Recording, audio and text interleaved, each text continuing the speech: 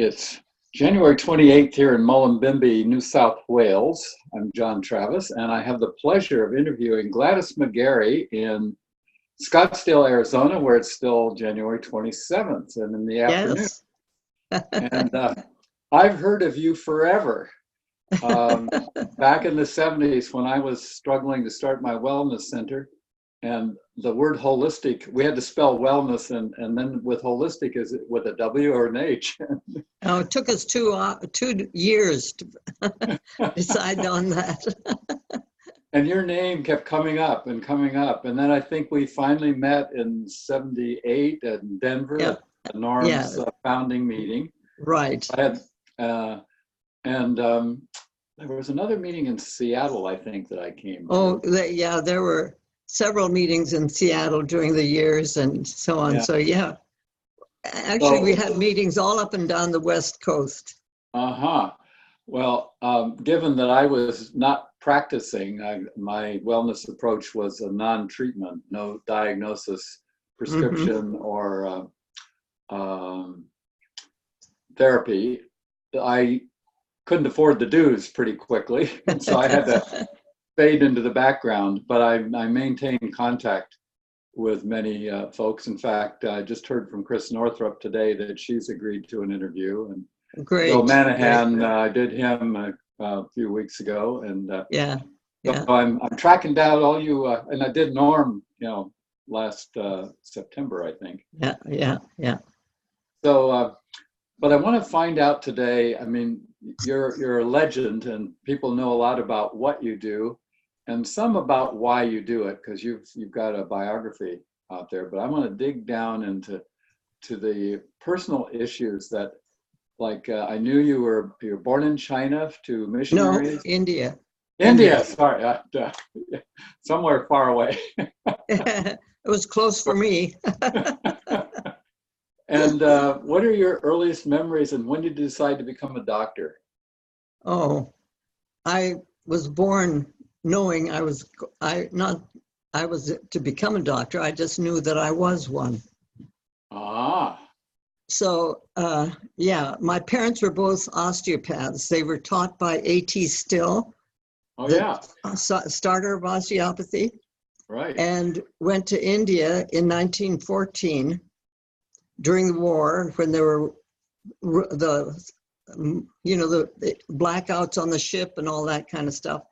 And they had a 4-month-old baby, my oldest brother. So they went out to India and started their work in the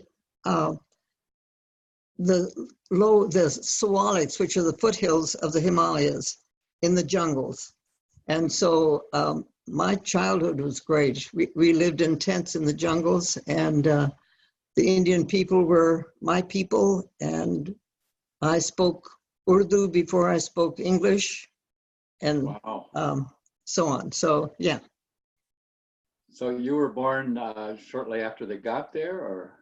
No, I was born 1920. I had a brother and a sister, 2 brothers and a sister that were older than I was. Oh, so you were number 4. Mm-hmm. And then I had a younger brother. One other brother. So yeah. And so my parents were both osteopaths. My second brother was a physician. He graduated from Harvard and medical school, and started the Department of International Health at Johns Hopkins, and has done did international work, medical work around the world under the auspices of he created the names come and go, and I'll get it in just a minute.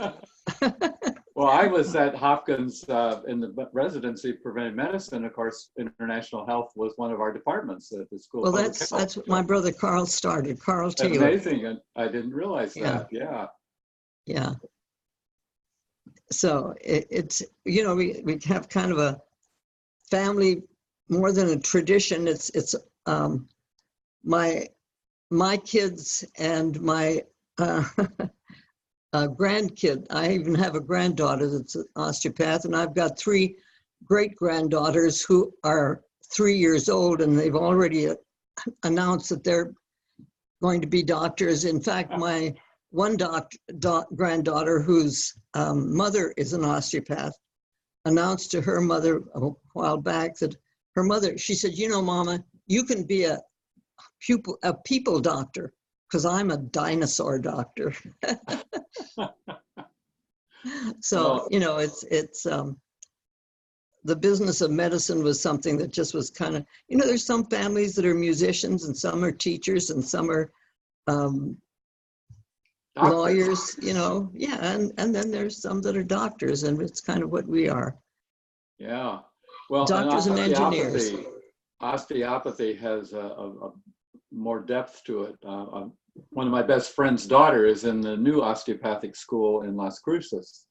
I remember. Well, A.T. Still was a visionary, and he got his information with not just studying what was available at that time with osteopathy, with in the whole field of medicine, what was available, but his own intuition and what he knew and what he studied by just hard work and looking at bones, and he had a setup with the I think it was the Shawnee Indians. I'm not sure which tribe it was, but he had a set up with them where he had permission to do some autopsy. Not really, yeah. Well, you know, he had bodies that he could work with, and it's his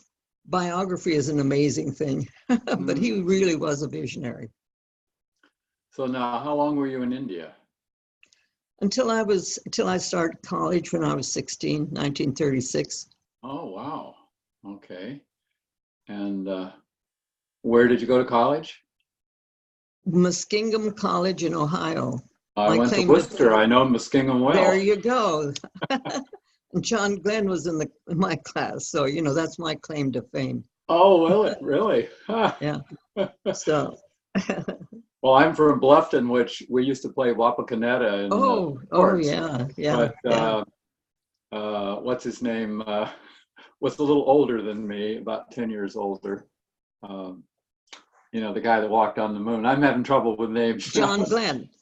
John Glenn. He was in my class. No, the moon guy, the moon landing guy. Oh, yeah. Well, we're both having the same thing. We're both revealing our age, but you got me by 22 years. So Neil Armstrong, I think, is his name. Yeah, I think you got it. So you were at Muskingum 4 years. And, then I went to Women's Medical College in Pennsylvania, which was the only medical college for women at the time. And I started medical school in September of 41, and war started in December of 41. So my whole education in medical school was during the war. Everything was geared towards that. And those were the years when that's what the world was doing. It was at war. Yeah. And I think it colored my perception of medicine from then on, because I became aware as I got into the practice of medicine, as I began really working with it, that the medicine that we were taught and the medicine that actually is pretty much still being taught in medical schools is a war against disease. Yeah. That's what the focus is. And it has lost track of life and living. So it's become a war against disease. And so early on, Bill McGuire and I got interested in the Cayce material, Edgar Cayce's work. Right. And that took us on a journey that I'm not through with yet. You know, I think the Cayce work is amazing. In 1936, he made the statement that every cell has consciousness. And now we're finding out, Oh, he might have been right. yeah. So So it's been an amazing trip. when did you run into Bill? Well, just before I started medical school, we were both applying to the Presbyterian Church for scholarships, and he was going to be a minister, and I was going to go back out on the mission field. And so we met at the meeting where we were applying for scholarships and got interested in each other, and he decided to stop the path towards the ministry and shifted to medicine and went through medical school in Cincinnati in the V12 program. Uh-huh. So you did the same thing. You decided to go into medicine as well. Well, yeah, I was already into it. I was into it. I started in 41, and so he started later on. I guess it was about in 42. But it was the whole V12 program that he was in. No, I guess, yeah, that was right. I don't know, decades get telescoped in my life. Now, I thought we were talking about Bill Manahan, but we're not. No, I'm talking about Bill McGarey. McGarey, okay, that's where I got Max. No, Bill Manahan's a good friend, but Bill McGarey was my husband. I thought, but he's another 10 years younger than you. More, I think more than that. I don't know. So you and Bill were in different med schools, so you'd met, but how did you? Well, we got married while we were in medical school. I was in Philadelphia and he was in Cincinnati, so any vacation that we had, we'd meet, but other than that, so I graduated in 46 and he graduated in 47. And then what? And then we started our practice in Wellsville, Ohio, which was his hometown, a little town on the Ohio River. And we had our first 4 children there.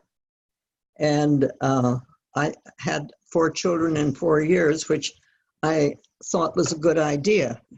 Whoa, if you can survive it. No, the way I figured it, if you've got 1, you might as well have 2. And if you have 2, you might as well have 3, because we wanted to have 6 children. I mean, Bill and I had decided that's what we wanted. And so we had the 4 children when we were in Wellsville and practicing full time. It was amazing. Our children were what kept me sane, because I was doing home deliveries and I was on the go day and night. We had kind of a pact in the family. I would get up with the children at night and he'd do the house calls at night. So, but aside from that, we both were practicing full time in Wellsville. And then he was called back into the service because he'd been in the V12 program during the Korean War. And that was in 51, and he was gone then for 2 years. And so I had the whole practice, 4 kids, and my idea of heaven was a bed, no phone, no kids, no nothing. I hope you had some help. Oh, I had a German woman who'd bossed me and bossed the kids, and she was wonderful. But aside from that, no, I took care of what I had to take care of, and the kids, and it was hard, but it was wonderful, And in this little town, actually, when we started our practice there were 8 doctors in town, and when Bill left, there were just 3. 2 others and me. So it was wild. Yeah. My dad had a similar experience up in northwestern Ohio. There were 2.5 doctors there, and one of them was drafted in China, so he had double duty. But Yeah. it really cut down the ranks of doctors, and so you managed all that. And it was day and night stuff. I remember during the polio epidemic one time when a father called me, and I had just put the kids in the bathtub. We had this big bathtub, and we had a lot of fun playing there. And so they were all running, you know, I put them in the bathtub, the phone rang. And this man says, I think my daughter might have polio. And I said, I'll get somebody to stay with my children. I'll be there in 15 minutes. Well, he couldn't stand it that long. The first thing I know, he didn't even ring the front doorbell. He just opened the door and walked in carrying his child who he thought had polio. So I come down the stairs and I told the kids to stay at the top of the stairs, and they did. Of course, they're all nunga punga. They're just jumping out of the tub. So they're all lined up at the head of the stairs, and they stayed there. They knew that they didn't disobey me at that point. And I checked, and she had a sore throat. She didn't have polio, but it was that kind of the doctors had no personal life at all. You know, I mean, we were there.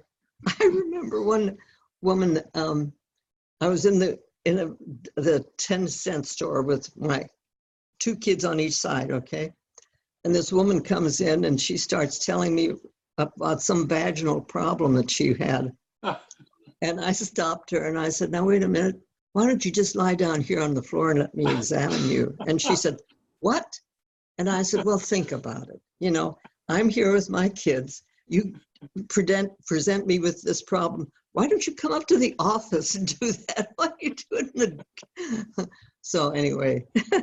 I grew up with that's patients ringing the doorbell at all hours. And Thursday afternoons, they took off, no office hours in Bluffton because they worked on Saturdays. And so they'd come to the house and out to the garden. It was a different era. Completely, yeah. So then Bill came back from Korea and he didn't want to start back in Wellsville. He had seen Arizona, he'd seen Tucson, he'd seen Phoenix. And so we moved out in 1955. We came here into Phoenix in 55. Boy, has it changed. I'll bet, yeah. And now, when did you run into the Cayce material? And did you ever meet? Well, just right short. Bill came in January of 55, and I came out with the kids in June. And during that time, he met another doctor who was interested in the Edgar Cayce work, and they began looking at the concepts and so on. So by the time, it was interesting, by the time I got out here, he's talking this stuff about Edgar Cayce and talking about reincarnation. Well, I've grown up in India, and my parents have been talking against reincarnation, and I'm thinking, oh my Lord, he's become a Hindu. Now what am I going to do? But the interesting thing about the Edgar Cayce material was that it was deeply Christian. It accepted other religions. It wasn't that it was focused on that. In fact, one of the really pivotal statements from the Cayce material in my life is that ideals bring people together, ideas separate them. And so with that kind of a concept, in fact, Hugh Lynn Cayce, we met him and that was Edgar Cayce's son. Right, I met him too at Koinonia in Baltimore. Yeah, and we liked what Hugh Lynn was saying, and so he would say to us, why don't you guys do something with the Cayce readings on illnesses? And we'd say, Hugh Lynn, your dad was psychic. He saw things and did things. We're not psychic. We can't. It doesn't make any sense. The treatments don't follow any. It doesn't make any sense. So he'd go away, come back another year, And he'd say, why don't you guys do something with with the physical readings? And we'd say, Hughlin, your dad's psychic, we're not psychic. And this went on for about 3 or 4 years until we began looking into what these readings were doing. And we started following what was happening with his, when he would prescribe castor oil packs. And we thought, we'll try one track and see what kind of sense this makes. And when we realized that the castor oil packs weren't given for the disease, they were given to help clear up the lymphatic system. Well, if you're going to clean up the lymphatic system in the body, you're going to touch all kinds of diseases and all kinds of illnesses. And it was just it gave us a whole new outlook on what life was all about and what we were really working with. And so Bill's first book was Edgar Cayce and the Palma Christi. Palma Christi is a name for castor oil. And so, in fact, my kids say they're going to put on my tombstone, "Here she lies in spite of castor oil." Because it was what really helped us understand the breadth and depth of the Cayce readings to start with. It gave us an in to something that made sense to us. And from then on, we were working with the Cayce readings, the philosophy, the medical work, and having patients.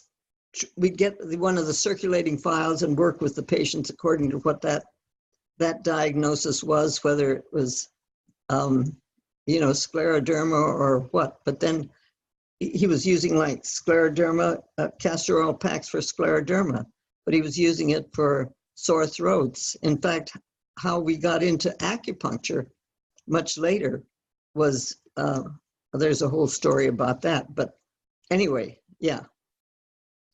Now, so you were doing holistic work before the term existed, and what was the, the earliest use of the word holistic in your experience? It was when we actually there were 5 of us who started the AHMA. There was Norm and myself and Bill and Everett Slumis and Jerry Looney, and we met at Everett Slumis's place in Hemet, California, because Bill had been writing a newsletter called Pathways to Health and sending it around to physicians who were interested in the Cayce readings or interested in this kind of thing. And then patients people would subscribe to it. So it was a newsletter that was going around quite a lot. And we met at Everett's place because the 5 of us had decided that, we really need to do something. We need to have we needed community. We needed people we could talk to. Bill's letter was going out. We had the Cayce community, but there were other people who were there who were looking for this. And so that was in,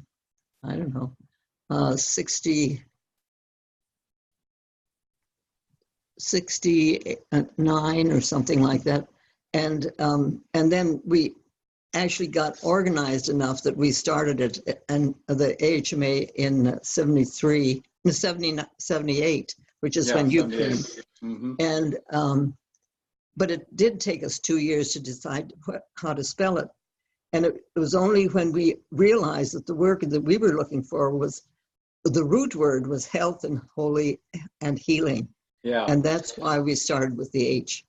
But did we have arguments about that for 2 years? It was not just among you, but later on, because in Mill Valley, when I moved there in 75 to start my wellness center, there was the Holistic Health and Nutrition Institute with a W.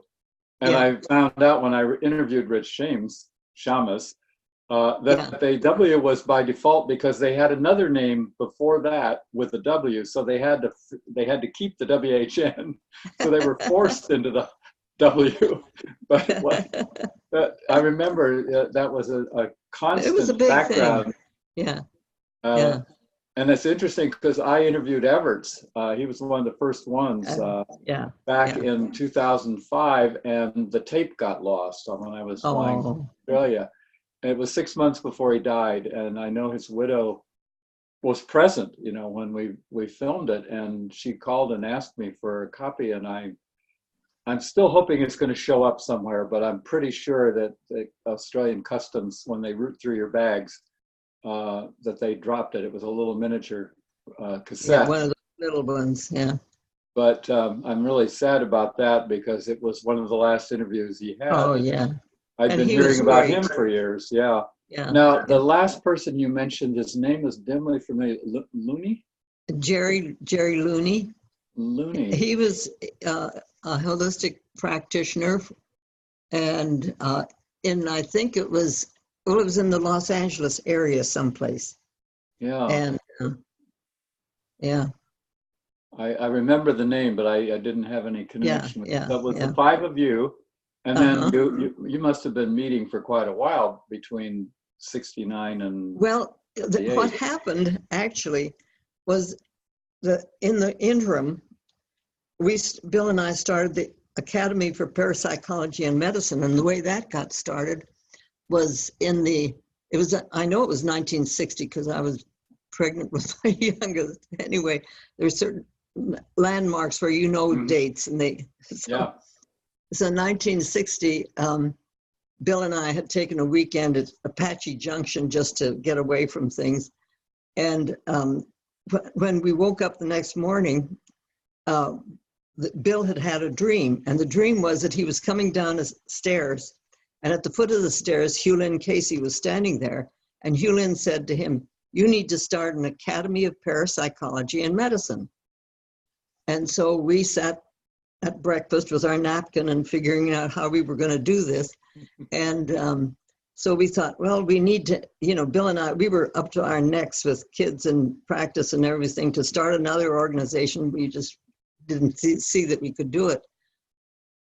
And so we said, oh, well, how about Bob Bradley? He had just published the book, Husband Coached Childbirth. And he's so he was going around speaking and so on. And so we wrote him a letter and telling him what Edgar had said and what we thought should happen, that he would be a good president of this. So we get a 6-page letter back from him, and first 3 pages say all the reasons why he can't do it. But in the middle of the 3rd page, well, why not? And so he was the first president, and Dick Miles was the first treasurer. And Richard Miles. I knew him back in the 70s and saw him just before he died again. Yeah. And then I can't remember the name. I should remember the name of the guy who was the secretary. Anyway, so we started symposium all up and down the West Coast because in 73, we had the first acupuncture symposium in the United States at Stanford. And I actually have let me get this and show you. This is the transcript of the Acupuncture Symposium in 1973 with all of the people that we had, Paul Dudley White and Felix Mann and Norm Shealy and all these people that were emerging. And so we had the first acupuncture symposium in the United States. But prior to that, the way acupuncture actually came to the States, because with the Academy of Parapsychology and Medicine, we were doing all kinds of things. The Elmer and Elise Green were teaching biofeedback. Thelma Moss was talking about Kirlian photography. Bill Tiller was talking about energy, and all of this. And then we were talking about acupuncture because Bill was sending these letters out, pathways to health every month. And it must have been about 1964 or 5, something like that. We got a letter from a man, a male man in Maine. And he said, I have injured my ankle 3 months ago, and nobody knows what's wrong with it. I can't do my route because I can't walk. And he said, I've been really laid up with this ankle. But he said, I got your pathways to health, and you were talking about using a castor oil pack on your neck for a sore throat. And he said, so I had a sore throat, so I put the castor oil pack on my neck, and my ankle cleared up. Wow. He said, now, if you can tell me why my ankle cleared up, I'd be real happy. And Bill and I looked at each other and we said, we don't have a clue. Why would an ankle clear up? So the next newsletter that went out, Bill told the story, and he said, if there's anybody out there that knows why that would happen, please let us know. And we got a letter from, what was his name? In Italy. I'll think of it. And he said, if you guys knew anything about acupuncture, you would know that the bladder meridian started up here and went down the neck down to the toe, so that when the block was removed from the neck, it was cleared up in the ankle. And we looked at each other and we said, what's this acupuncture stuff? Oh. So then we began looking into it. And then we had different people come over from, Felix Mann came over from Britain, and we had people come from China and well, not from China, from Taiwan and Japan and so on. And we were doing acupuncture. Bill and I were doing acupuncture because we studied it and we knew what we knew. We didn't know very much about acupuncture, but we knew more than anybody else around here did. So we got into it, and we would at least teach the basics that we knew. And and then it built up into the Acupuncture Symposium in 73. Now, was Hal Balin part of that? Who? Hal Balin. He was doing acupuncture in Sausalito when I arrived there in the 70s. I think, those folks were all part of the people that we were working with. And Marty Grossman was one of my early contacts, and he's still doing acupuncture in Marin. So now I ran into the school in Columbia, Maryland, that was based on an Englishman. I've forgotten his name, but a whole school of acupuncture. And I think that's Felix Mann's work. Yeah, he has 5 books on acupuncture. He was, and what's their name? That he was at our ARE clinic. He went to Washington, D.C. and started his work. Anyway, it just went. There was a physician, Ignatius Haig, that I met that was part of that school. So from acupuncture, then we're getting closer to the holistic period. Well, yeah. So that the Academy of Parapsychology and Medicine was between. That's one of the reasons why we actually started the AHMA, because we knew we were getting these people who were interested in doing something and having some kind of an organization, and that's why we started the AHMA. Because we needed each other. I mean, we were lone wolves howling loudly, but and a lot of us were in real bad trouble with the AHMA, and offices shut down, and they were chased out of the country and all of that. It was a bad time for doctors. The persecution. I still remember the raid on Jonathan Wright up in Seattle. Oh, terrible! Tons. And I had a friend in Lexington, Kentucky. Picture his face right now. I'll think of his name in a minute. And he he eventually fled Kentucky, but it was hard. I mean, we had to spell the word wellness, and it was much less threatening because we weren't doing treatment, but we were actually being investigated by the California Department of something or the medical fraud. Ethics and or something, they sent a lawyer down as a client, and he had such great results. He became part of our team, and but we didn't. I had given up my license at that point because I wasn't practicing medicine, so I didn't have. I had the cold shoulders and the weird responses, but I wasn't actively persecuted because I didn't have anything that they could take away from me. Yeah. But Well, I know it was tough.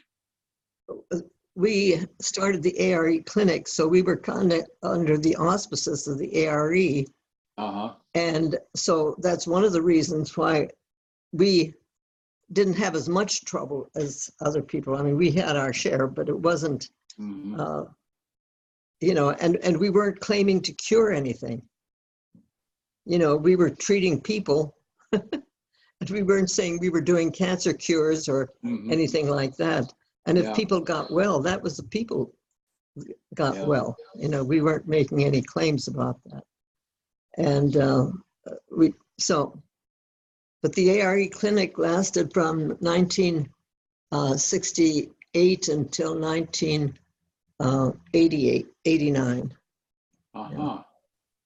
Now, I'm going to fill in a little more of the early history of the AHMA. It went for several years, and then I seem to recall, after I became more inactive, that there was kind of a revolt, and Norm got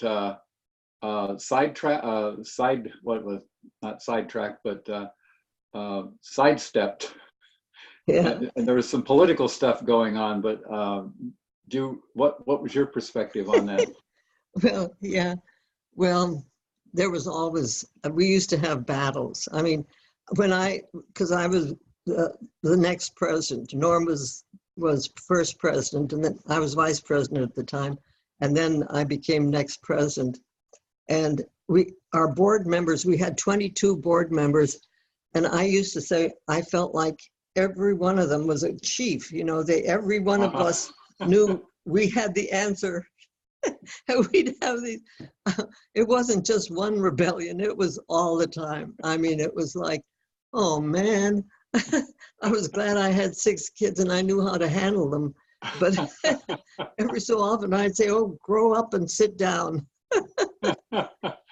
And you were probably the only woman?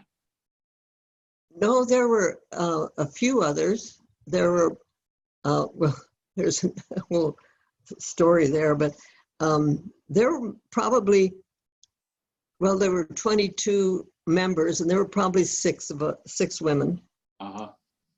Was Chris Northrup one of those? Chris Northrup was one. Yeah, Chris Northrup was one.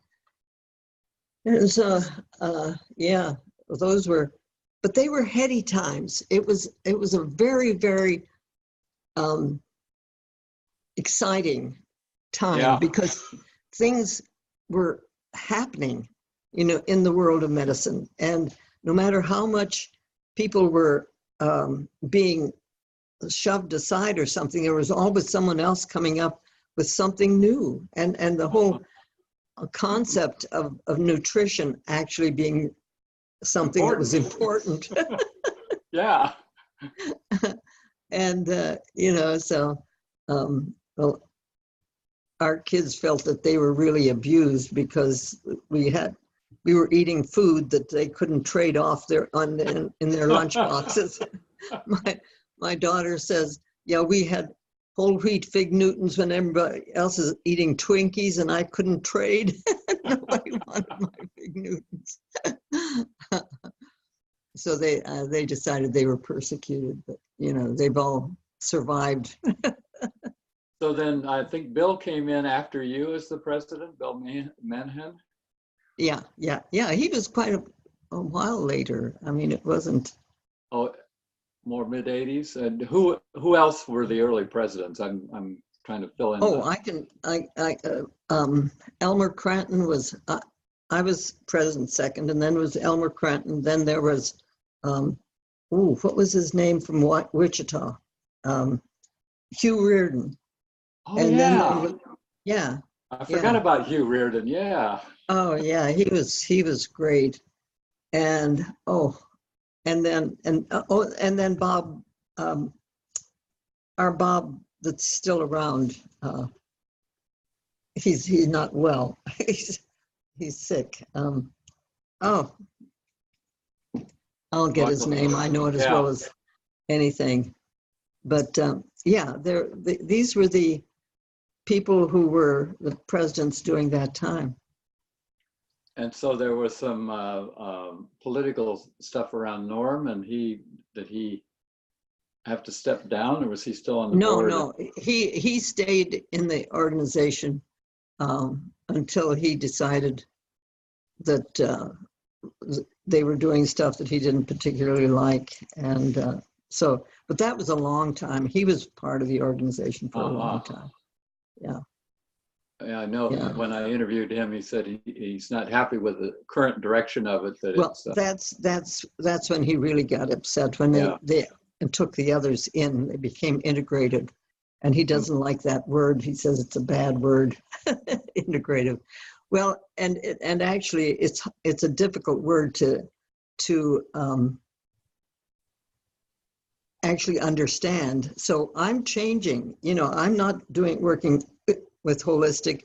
In fact, I was in a grocery store about 2006 or something, and pushing my cart in the grocery store, and I heard announced over the PA system the hardware store down the street announcing itself as a holistic hardware store. So I stopped my cart and I said, well, we've done it. Now what are we going to do? It's become a household word. They have no idea what it means.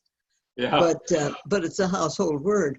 So I had been talking about the concept of living medicine for a long time. And so that's what I'm working with now, because and we have our foundation for living medicine. Yes. And I've been working to get a birthing center, starting with a birthing center, but actually we're working with Honor Health now in a collaboration to ultimately start a village for living medicine. Because when I talked to the CEO of Honor Health and we were talking about this collaboration, he said, Gladys, I don't know how we're going to do this, because we've got allopaths, we've got osteopaths, we've got chiropractors, we've got massage therapists, we've got all of these different people. And how are we going to actually involve this and do this? And I said, well, as long as we are fighting that war against disease and we think that the disease is our enemy, we won't, because we'll never get over that. Disease is there for a reason. It's a teacher, and it's the way our body can teach us lessons. So unless we shift our focus from a war against disease, it's not going to happen. So that's why I think that the concept of living medicine makes sense, because we're shifting from the killing to living. And I've come up with 5 L's for the foundation for living medicine. The first one is life. If you're not alive, nothing else counts. So you have to start with life. Yeah. The second one is love. Love activates life. Without love, life shrivels up and it doesn't go anyplace. It's the activator. It's the God spark. It's what activates life. The third one is laughter. You have to be able to laugh at things. This juice will dry up if you don't have laughter. But laughter without love is mean. Yeah. It's cruel. Laughter by itself is not healing. With love, it's huge. Yeah. And the fourth one is labor. We have to work at it. We all know people who really want to do this, or want something, but they're not going to work at it. Mhm. You have to work at it. But labor without love becomes drudgery. So you need this God factor is important in all of these. And the fifth one is listening. We have to be able to listen to the world around us, listen to ourselves, listen to the people we're working with. We have to be able to listen. But listening without love is empty sound. So these 5 L's, I think, for me, are the foundation for living medicine. So I was going on and on about this one time. And somebody said, so, okay, what about hope? What about forgiveness? What about gratitude? And I said, well, those are the building blocks with which you build on the foundation of living medicine. But the problem for me has been there's been no foundation in the field of medicine, except this huge, we got to kill everything kind of idea. Which is running out of steam. That was fine when we were mainly after pathogens, but functional medicine and the biology, it's useless. And that is lifeless. It is. And you never win. You can't teach a kid not to hit by hitting. You never win wars by fighting wars. Yeah. It's an endless thing. You're reminding me of conversations with Art Gladman back in the 70s. My friend Art Gladman. Oh, he was an early mentor of mine because of biofeedback, but then he got involved with the Monroe tapes. Oh yeah, Institute. Yeah. And I used to live near the Monroe Institute, and Joseph Chilton Pierce lived on that property. Oh yeah. I spent a lot of time with Joe Pierce when I lived in Virginia and interviewed him many times. But these were heady times, and I'm just remembering. You mentioned a birth center.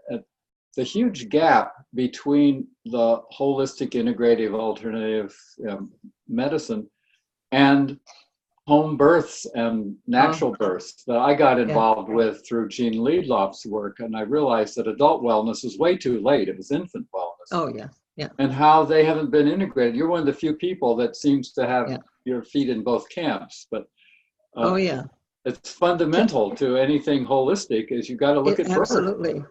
Birth trauma is such a huge thing, Yeah. And even trauma in utero.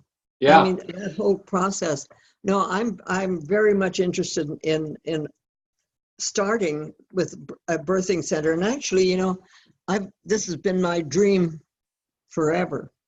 And we had trouble finding the name that I could use for the kind of birthing I'm talking about. Because if we talked about natural birth, they thought we were talking about abortion. If we talked about spiritual birth, they thought it was some denominational thing. And so we tried different names and nothing worked until one night I had a dream. And in this dream, I was walking into a meeting where one of the midwives were having a meeting. And I said, now I have the name for our kind of birthing. It's loving birth. Now, nobody can argue about that. Nope. So we're going to be starting the Loving Birth Center.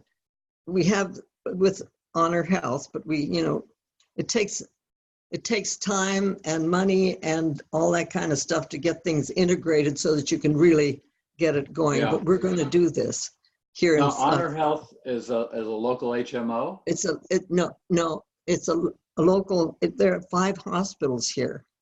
They're under the umbrella of Honor Health. And it's a big group. And now we've come in as part of Honor Health.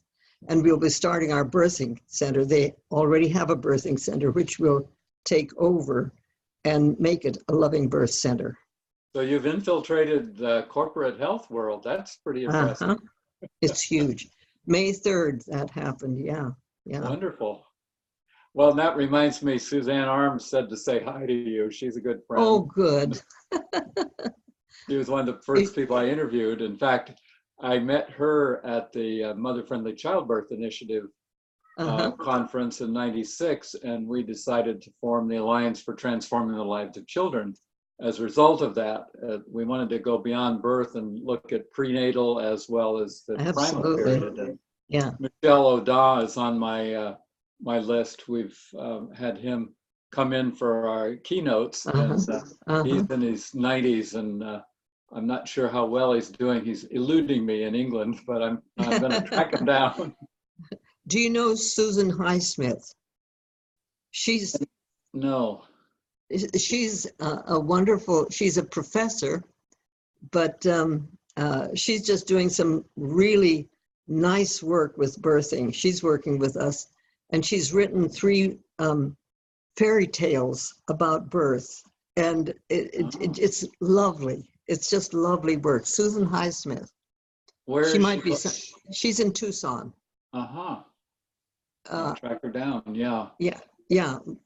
Rose has all of her information. She'd be a good one to talk to, because she's working very hard with the pre and perinatal psychology group. Great. Yeah, they're. I've got Bill Emerson and what's her name? Well, Tom Verney has been to talk about. I'll get him eventually. But Barbara Van Dyson, she's. Oh yeah. Well, Barbara and Susan Highsmith are good friends. Yeah. Well, Barbara's on my short list too. But there's also getting back to a little more of the AHMA growth. I interviewed Wendy Wetzel, who said that she had the pleasure of teaching you the electric slide at a conference, a joint conference with me. I said, "What's the electric slide?" But she said that you were dancing on the stage. But originally they wanted to, or some people, was it Charlotte McGuire and folks wanting to join AHMA, but the docs didn't want to have non-docs, so then they started AHNA, and I wasn't able to interview Charlotte before she died, but I did have contacts with them, because the nurses always were ahead of the docs in my experience. Well, you're right. When my kids went into medicine, I said to them, what you really need to do is pay attention to nurses, because the nurses know the patients. And if you think you're going to, it was kind of interesting. My eldest son is a retired orthopedic surgeon now, but when he started his practice, he came through Phoenix and he said, "Mom, I'm scared." He said, "I'm going to have people's lives in my hands. I don't know if I can handle that." And I said, "Well, Carl, if you think you're the one that does the healing, you have a right to be scared. If you can understand that it's your job to do the best that you can do with this wonderful training that you've had, and then support the patient while they do their own healing, you have nothing to be afraid of."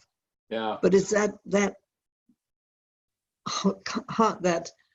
basic internal concept that we've really forgotten in medicine, is that the patient does the healing. And I call it the physician within you. Yeah. It's that inner being that knows what is right for them. And I have patients that are examples of living medicine that have no business being alive. I have this one woman, she's in her mid-70s. When she was 18 months old, she climbed a ladder and fell off, landed into a tar bucket.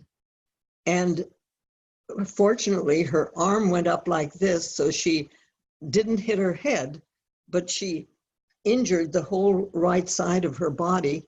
She lost her right kidney, and then her left kidney started giving out because it's on overload.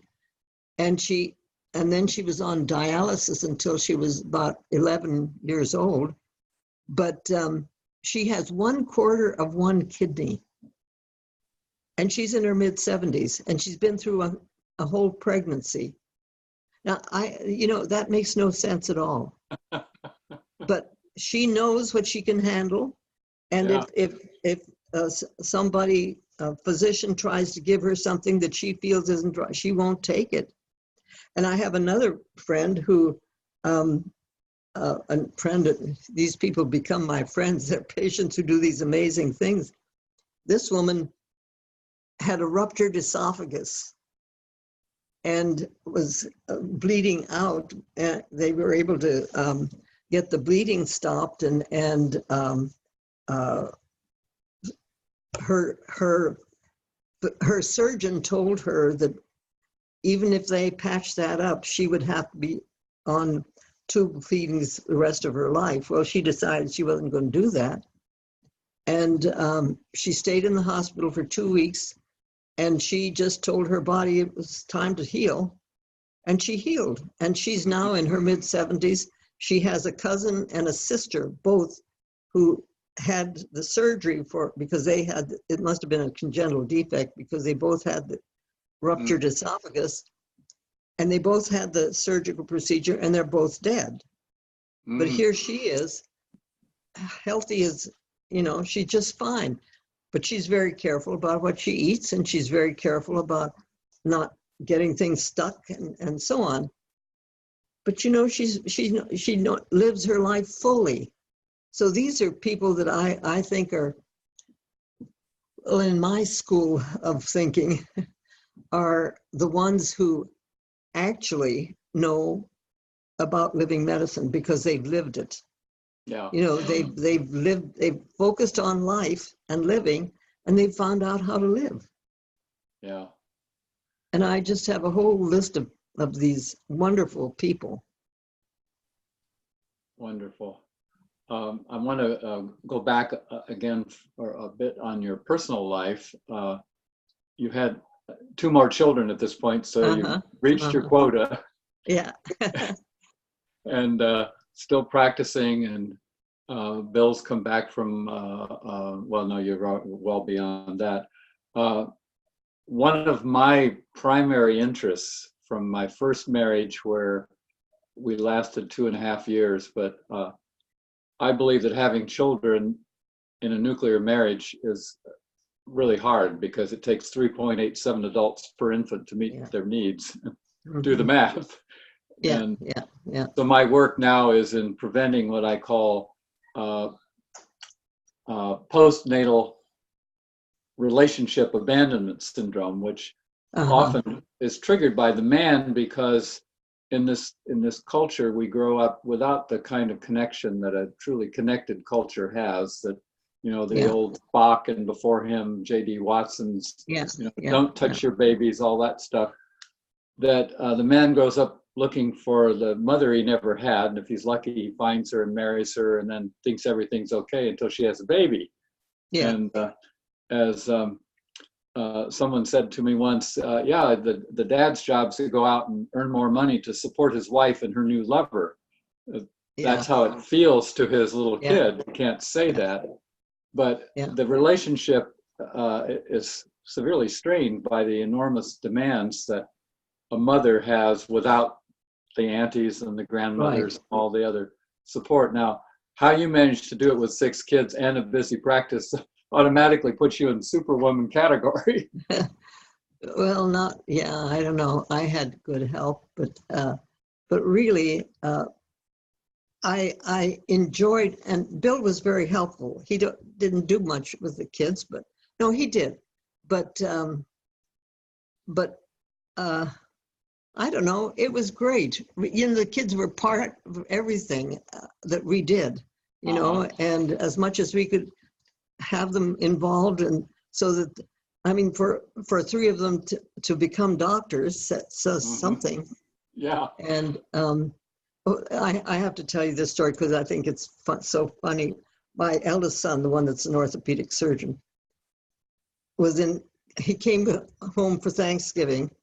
And for some reason or other, we were sitting at the table, and Bill and I were talking about there's going to come a time when we're going to be able to change our genetic structure. So I don't know where we got to start talking about this. And so he's a freshman in college, and he gets, oh, you guys are crazy. I just had a genetics course. That's impossible. This can't happen. And he gives us his little spiel. Well, our 6-year-old son was sitting next to him, who thought that this was God himself, this big brother. And he looks up at his brother and he says, Carl, you're wrong and I'll prove it. So he jumps down, runs into his bedroom, comes back, and he says, see, I changed my genes. So we had fun like that all the time. I mean, it was just a great. Well, now, living together, parenting together, and working together, which I've done with my second wife for 30 some years, has its challenges as well. And I know you and Bill eventually did separate. Is that something you feel comfortable talking about, or am I prying too deep into your... It was very hard for me. I mean, I really couldn't understand it, but then he married his nurse and life went on, you know, but he died in 2009. And about 6 years later, I had a dream. No, it wasn't a dream. It was an actual experience. I woke up, it was just after he had died, actually, and I woke up and realized that that night would have been our 68th wedding anniversary. And I was still, you know, I understood about that. But then I began to re-experience the wonderful things that we'd had in our marriage. I mean, the things that we had done, the people we had met, the children we had, and all of these things. And so the rest of the night, it wasn't dreaming it. It was really re-experiencing it. And by the time I got up, and I live in a little house in the back, my daughter lives in the big house in front, and we have coffee together in the morning. By the time I went over to have coffee with her, I said, well, I've moved out of karma into grace. Because at this point now, I can talk about Bill lovingly because I really loved the guy. I still do.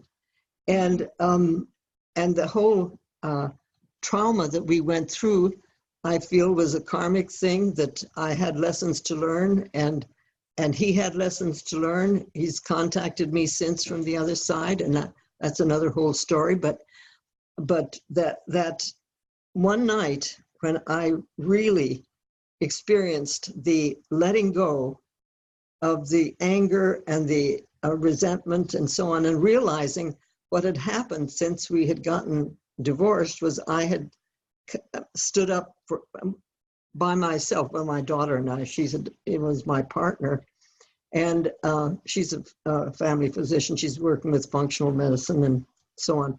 So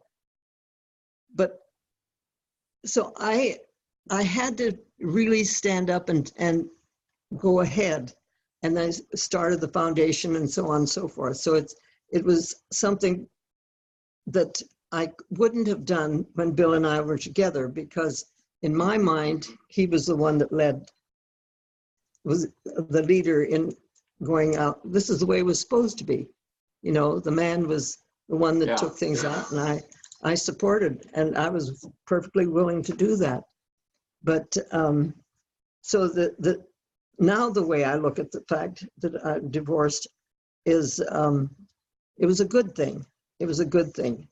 I think it was harder for Bill than it was for me in the long run, because he had anyway, because things opened up for me, but they closed down for him. Interesting. Well, and I've had so many friends that have had experiences with their mate or parent communicating with them. And we once, as a group, had an experience with a man who had been part of our group appearing as that was too hard to describe. But I'm curious what your experience was, if we can go into that. It's a little aside. That he appeared, you mean? Well, how Bill communicated with you from it's amazing. I just about 3 months ago, I had a friend who gave me an early birthday present of a psychic reading and of this woman up in Sedona. And so when I had that reading, she wanted to know who I wanted to communicate with. And I have my oldest daughter died of breast cancer, and I wanted to talk to her and Bill. Mm-hmm. So we had a chance to talk. And the first thing Bill said to me through the psychic was that he'd never stopped loving me, but he got caught up in old karmic patterns, which he couldn't get away from. And he said I was stuck. And I think that's true. And so anyway, we had a very nice talk, communication. Mm-hmm. Within an hour after that, I got a call from my son who's in Austin, and he says, "Mom, I just got a phone call from some woman. I don't know who she is. I don't know where she is, but she says that she has Dad's Navy jacket, and she wonders if we want it." And I said, "What?" And he said, "Yeah, that's what I'm saying." And so she wants to know what we want to do for her, because the story was that her family lived in Cincinnati. Well, Bill went to medical school in Cincinnati on a V12 program. And her father, I don't know what work he did or anything, but her father died sometime a few years back, but then her mother just died last year. And she and her sister had the job of cleaning out the house. And when she came across a box of uniforms. And when she came across this box, she doesn't know any idea where they came from or anything. She picked up one that was in a dry cleaner's bag. And when she opened that up and she looked in the pocket, there was a little tag in the pocket and handwriting that said W.A. McGarey. And she says, "I have to find this family." Now, she's an old lady. She has no idea that my daughter, in 8 minutes, got her computer, her cell phone out and looked up the obituary and got her. So she spent 6 months trying to find out who this W.A. McGarey was in the Navy. And so in May of this year, her husband says to her, "You can go on looking for this family if you want to. I'm going on vacation. You want to come along?" And she says, yes. So they go to Norfolk. Well, in Norfolk is a big Navy headquarters. Right. She goes right over there and she gets some admiral to look up at the obituary, and here's W.A. McGarey. And so that's why she called, and we're listed in that, so that's why she called Bob, my son, and Bob called me. And so she said, so what do I do with this? And he said, "Well, you should ask my mom." So I said, she says, "Do you want it?" And I said, "Yeah, of course I want it." So she mailed it to me, and I'm telling you, I have it upstairs. And it has in his handwriting, W.A. McGarey. And he started in the V12 program as a freshman in medical school. So he has no stripes on this, but he graduated a captain. So he has 4 stripes on his sleeve, and it's his jacket. And I know I have pictures of us on our wedding day when I'm dressed in my wedding gown and he's dressed in this jacket with no stripes, because he was starting medical school, Uh-huh. So within an hour after I talked to him, I get this phone call. That's spooky. Yeah. Isn't that spooky? It really is. It's so amazing. And the jacket is pristine. There are no moth holes. It doesn't smell of mothballs, anything. This jacket has been preserved 76 years since I saw that jacket. Yeah. Oh, amazing. And that's something. So you are 99, or you're about to be 99? No, I'm 99. I'm in my 100th year. Yes. What's your birthday? When is it? November 30th. Oh, okay. So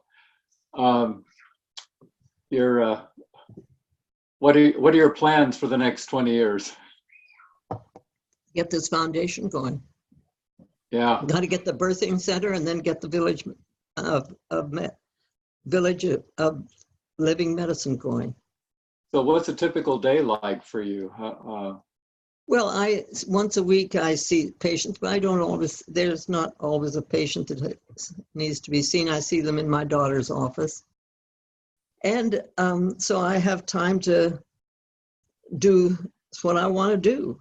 And it involves spending time with friends and doing handwork and so on and so forth, taking care of myself, doing all my own work. And I can read and meditate, and it's a good life. So what do you attribute most to your wonderful health and longevity? What, clean living? Well, yeah, partly, but my oldest daughter and I were standing together after we'd done a lecture one time, and somebody asked me that question. I was trying to come up with something cute and clever, and I wasn't coming up with anything, and I get this in my ribs from her, and she says, "Oh, Mom, you do so know. You dwell in gratitude." And I said, "Well, that's true, you know." And I am so grateful for everything. And to dwell in gratitude is a little different from just being grateful. Say more. I like that term. Yeah. It means that every breath I take, I'm grateful for. And I try to be conscious of the fact that I'm still alive and I can still think. And I go up and down stairs every day because I sleep upstairs, and I have had osteopathic treatments that have helped me through the years because my parents were osteopaths. And I don't smoke, I don't drink, I don't see any sense in doing those things. And so, I'm so grateful for life and here's the thing too, I have something to live for. I've said to patients through the years, what do you want to get well for? And I don't care if it's a cat that they have, that they, it's their thing. What do they have to identify something to get well for. Well, I've got an awful lot to live for. And it needs to be done, and so I have no goal about how long I live. My thought is I'm grateful for every day. I'll live as long as I'm useful and able to do what I need to do. You're such a role model. And yeah, it works for me. It seems like a fitting place to end, but if you have any last advice for future generations that hopefully will see this long after we're both gone. Yeah. Well, I think it's important to live your life. I mean, don't be afraid to take risks and do the things that you know are right. In your heart, you have to, that inner core that knows what's right for you, because what's right for me isn't right for everybody. And it's a matter of finding that and trusting the physician within yourself. Yes. Couldn't say it better. So, well, thank you so much, Gladys, for your time and your wisdom. Well, it's fun talking to you. Yeah, and for getting to know you, even though we're half a world apart. Yeah, so, Isn't that amazing? Isn't that amazing? It is. What a time to be alive. Yeah. Yeah. Thank you again. Well, thank you. I'm glad this worked.